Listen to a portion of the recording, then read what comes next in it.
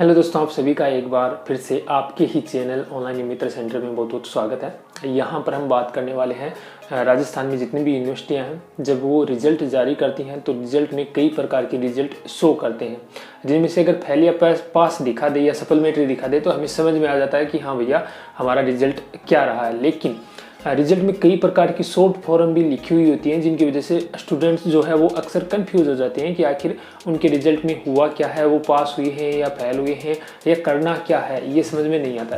तो यहाँ पर ऐसे ही जो है कुछ शॉर्ट फॉर्म रिजल्ट में शो करती है, उनके बारे में हम बात करने वाले हैं।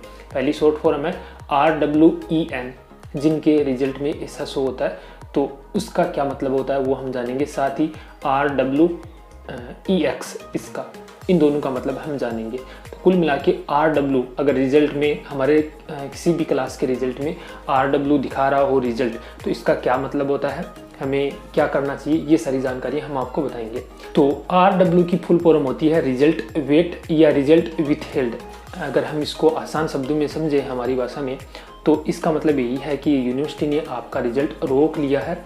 अब क्यों रोका है, किस वजह से रोका है, इसके कई कारण हो सकते हैं, कोई एक फिक्स कारण नहीं है।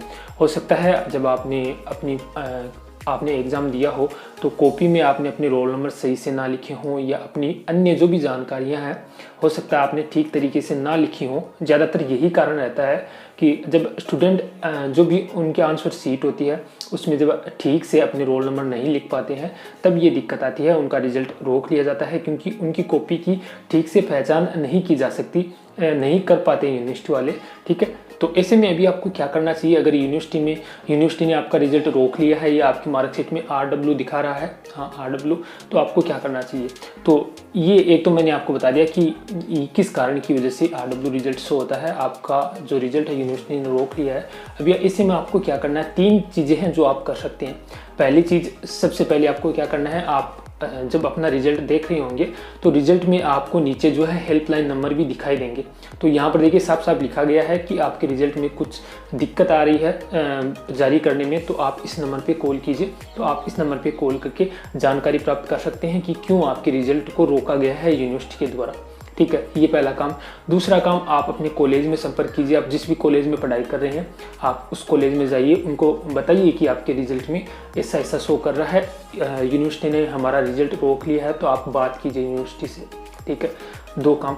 तीसरा काम, अगर इन दोनों से भी आपका रिजल्ट जारी नहीं होता है या आपको कोई संतोषजनक आंसर या जवाब नहीं मिलता है, तो आपको आपकी जो भी यूनिवर्सिटी है आपको यूनिवर्सिटी में जाना पड़ेगा और उसमें वहाँ पर आपको ये जो रिजल्ट कार्ड है आपका दिखाना पड़ेगा और उनको बताइए कि मेरे रिजल्ट को यूनिवर्सिटी के द्वारा रोका गया है, क्यों रोका गया है वो आपको कारण बताएंगे। जो भी रीज़न रहा होगा ये आपके रिजल्ट को रोकने का जो भी कारण है वो आपको बताएंगे। जब आप वो कारण जो है पूर्ति कर देंगे, जो भी कमी है जब आप वो ठीक कर देंगे, तो आपका रिजल्ट जारी कर दिया जाएगा।